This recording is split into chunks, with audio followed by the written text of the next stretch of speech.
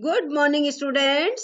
बच्चों, आज की वर्चुअल क्लास में मैं आपको हिंदी अभ्यास सागर पाठ 20 कर्मवीर का अभ्यास कार्य करवाने जा रही हूँ। निम्नलिखित वाक्यों में मोटे काले पदों का कारक लिखिए।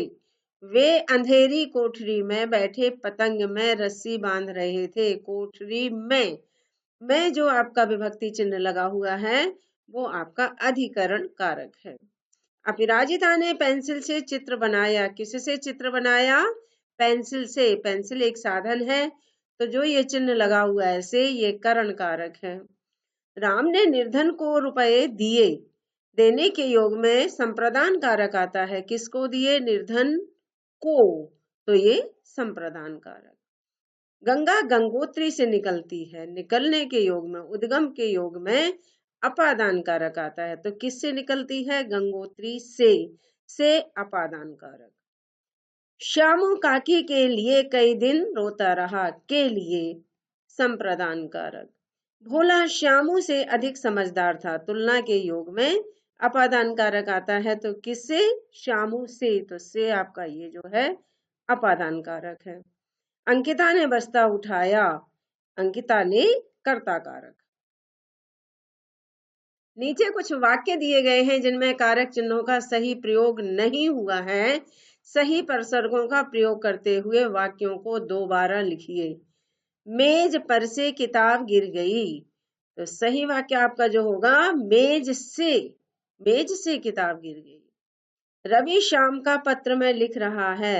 रवि कौन? रवि किसको? श्याम को। रवि श्याम को पत्र लिख रहा है। लक्ष्य ने कागज में एक सुंदर चित्र बनाया। कागज में नहीं, लक्ष्य ने कागज पर एक सुंदर चित्र बनाया। रेखा ने घोड़े का पानी पिलाया। घोड़े का नहीं, रेखा ने घोड़े को पानी पिलाया। बच्चों का घर के अंदर तूफान मचा रखा है। बच्चों का नहीं, बच्चों ने घर के अंदर तूफान मचा रखा है।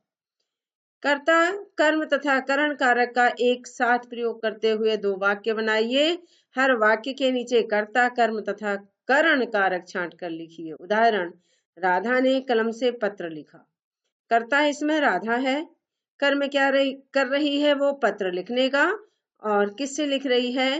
कलम से। तो साधन क्या है? करण कारक क्या है? कलम। राम ने रावण को बाण से मारा। कर्ता कौन है इसमें? राम। राम ने क्या काम किया हुआ है? क्या कर्म किया हुआ है? रावण को मारा। किससे मारा है? कौन सा साधन है? बाण से। तो करण कारक बाण से। राकेश ने चाकू से सेब काटा। कर्ता कौन है इसमें? राकेश। कर्म क्या किया हुआ? इसने सेब काटने का कर्म किया है।